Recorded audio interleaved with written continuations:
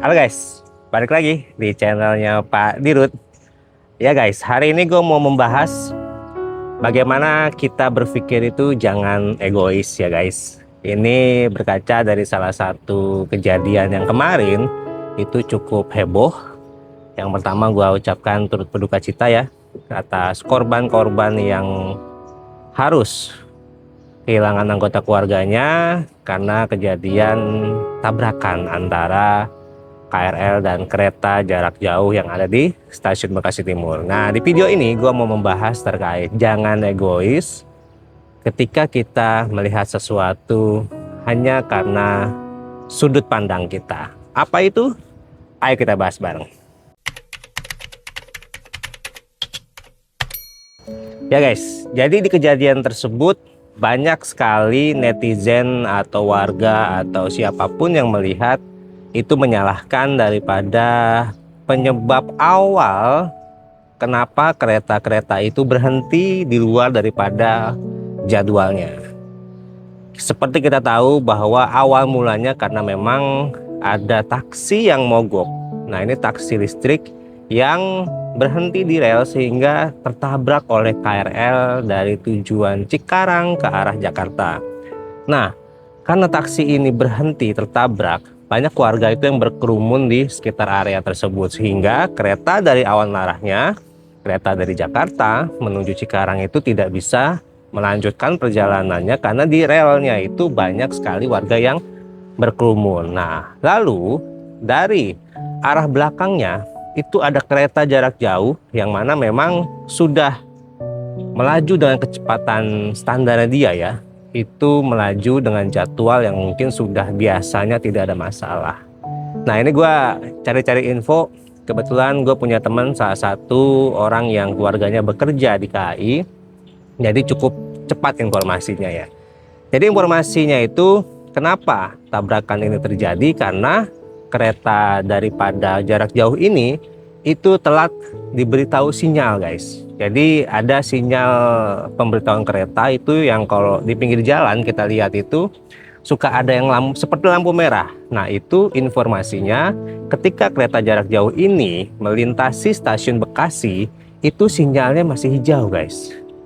Tetapi ketika kereta ini sudah mencapai setengah jalan sampai ke stasiun Bekasi Timur atau sekitar patok Pasar Baru ya, itu sinyal berubah merah. Nah, sehingga si masinis ini tidak sempat mengerem dan berhenti tepat pada waktunya. Jadi informasi dari teman gue ini, informasi juga dari masinisnya itu, saat itu beliau sudah mengerem dari kecepatan 120 km per jam, hanya sanggup menurunkan kecepatan di sekitar 80 km per jam sehingga tidak cukup jarak untuk berhenti di belakang daripada KRL itu, sehingga terjadilah kecelakaan yang kita tahu bersama merenggut beberapa korban jiwa ya guys. Nah, di sini banyak sekali komentar dari masyarakat khususnya netizen itu yang menyalahkan daripada awal mula kejadian ini ya guys. Yang kita tahu bersama bahwasanya ada taksi yang mogok dan berhenti di stasiun Bekasi Timur. Nah, ini pandangan objektif gue ya. Gue nggak tahu kode taksinya berapa dan platnya mana. Tapi di balik kemungkinan terjadi itu ada kemungkinan si taksi ini itu tidak tahu jalur ya guys. Tidak tahu jalur. Mungkin dia lihat HP yang mana harusnya sudah berhenti, tapi karena mungkin nggak fokus, ia bablas guys dari rel tersebut. Itu kemungkinan satu.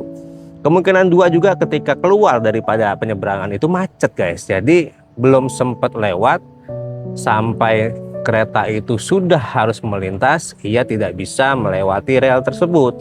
Sehingga banyak sekali info-info yang gue terima. Katanya kalau kereta mau lewat itu mobil itu mati katanya guys.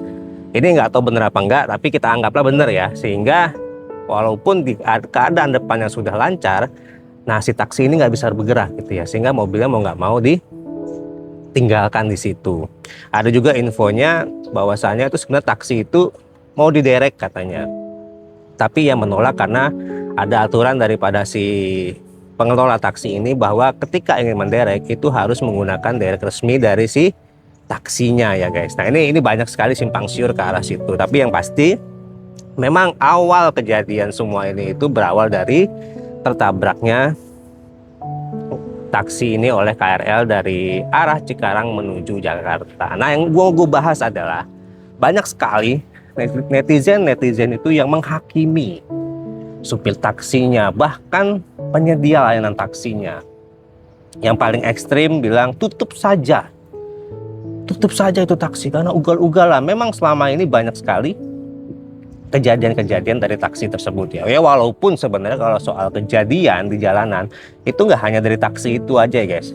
Mungkin taksi-taksi lain, taksi online itu pun banyak kejadian yang karena memang secara tampilannya seperti mungkin aplikator Grab, Gojek itu banyak sekali mitranya menggunakan mobil pribadi sehingga orang nggak tahu apakah itu taksi online ataukah orang pribadi. Tapi ketika semacam Bluebird ataupun kayak taksi yang baru ini mengalami kejadian tersebut, mereka langsung tahu oh bahwa ini adalah taksi gitu ya guys. Nah di sini yang gue soroti adalah kenapa kok dengan mudahnya beberapa orang ini menyebutkan tutup saja itu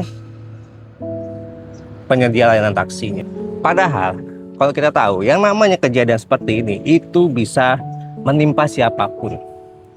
Bisa taksi ini atau taksi-taksi lainnya. Memang kebetulan kejadian ini taksi ini. Nah, kita coba berpikir ya guys. Kalau memang benar taksi ini harus ditutup, kira-kira apakah sepadan? Hanya karena satu orang banyak yang menerima dampak negatif ya guys. Ini gua cek di Google ya guys. Taksi ini taksi asal Vietnam. Saat ini itu dia membuka pabrik di Subang dengan brand VinFast yang saat ini itu sudah menyerap tenaga kerja sekitar 900 hingga 1.700 tenaga kerja yang beroperasional pada Desember 2025. Ini baru tahap awal ya guys. Nah, kalau jangka panjangnya menurut Google itu mereka mempersiapkan untuk merekrut tenaga kerja hingga 15.000 tenaga kerja ya guys. 15.000 itu bukan angka yang sedikit ya guys. Ini untuk di pabriknya ya.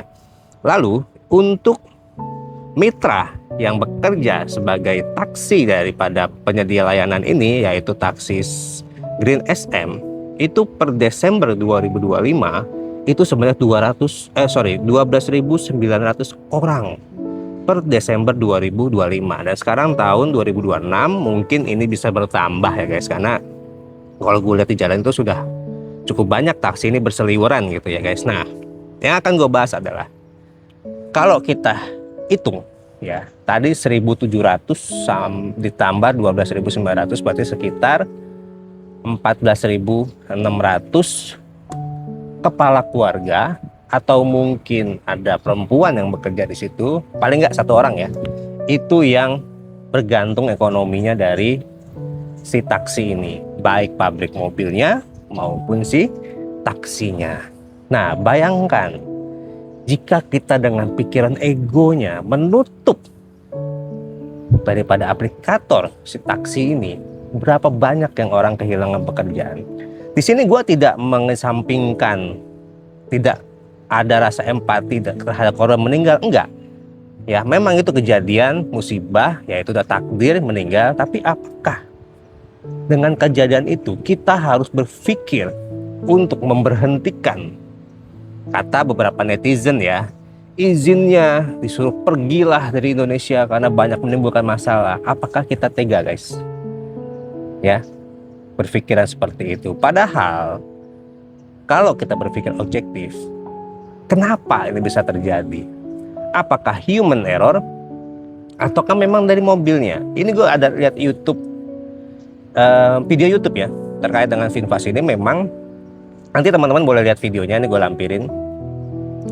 Jadi memang kalau analisa daripada video YouTube ini, memang si taksi ini menggunakan mobil yang itu tenaganya luar biasa guys. Tenaga luar biasa besar dan juga secara penyalurannya itu berbeda dengan mobil-mobil listrik lainnya. Sehingga ketika driver ini itu tidak maksimal ketika pelatihannya, maka akan ada error-error yang terjadi. Makanya sering kita lihat itu berita-berita taksi itu menabrak ke depan. Bahkan waktu itu gue melihat ada taksi ini yang mundur menabrak sebuah minimarket ya.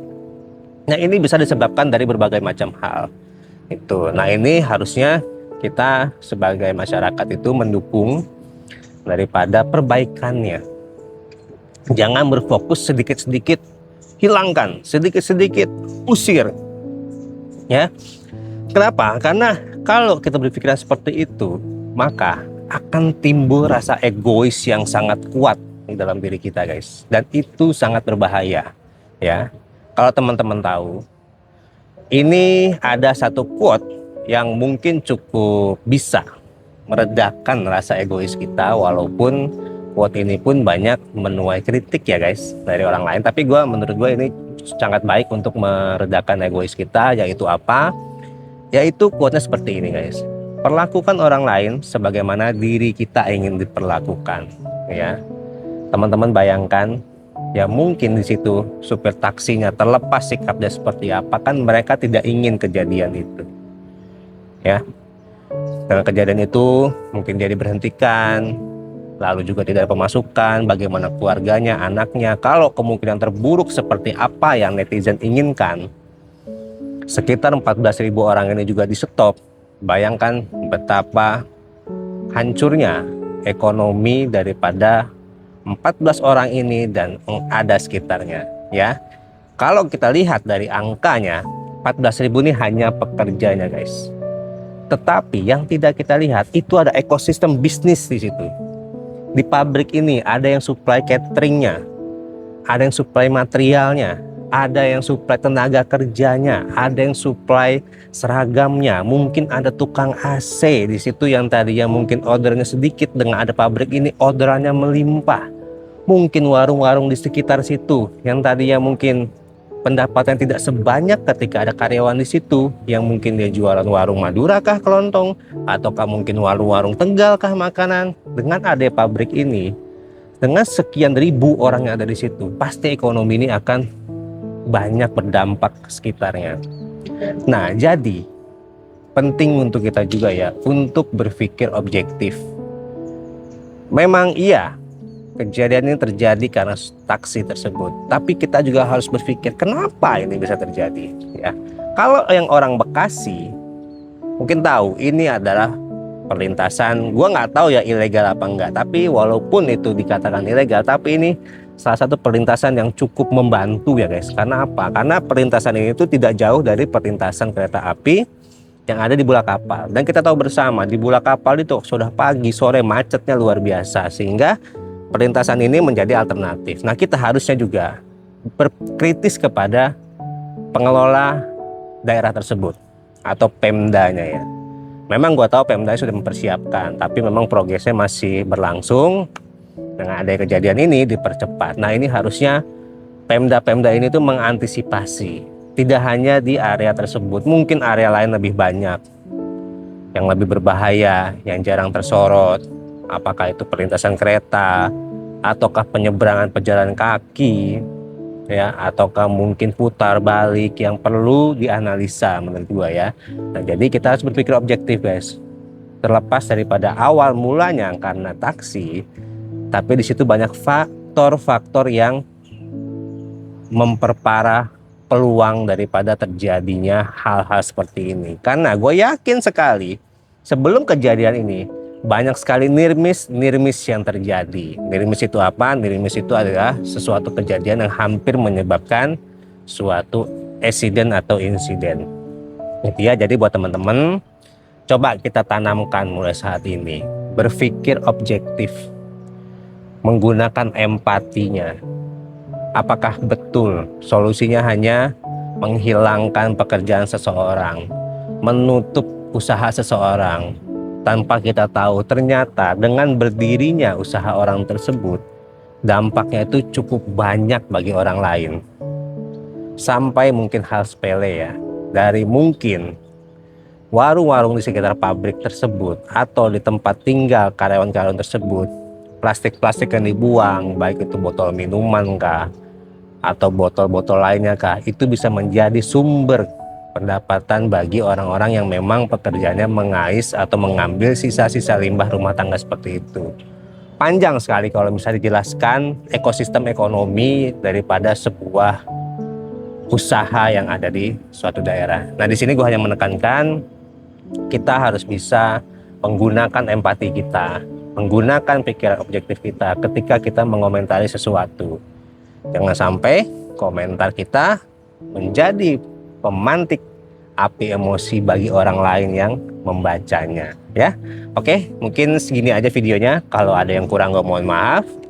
Tapi di video ini sekali lagi gue sampaikan, gue tidak ada niat untuk mengecilkan rasa duka daripada korban itu dengan membela si taksi ini, enggak juga. Gue hanya mencoba kita itu untuk bagaimana sih melihat sesuatu itu dengan objektivitas. Oke, sampai jumpa di video berikutnya. Jangan lupa di subscribe ya guys.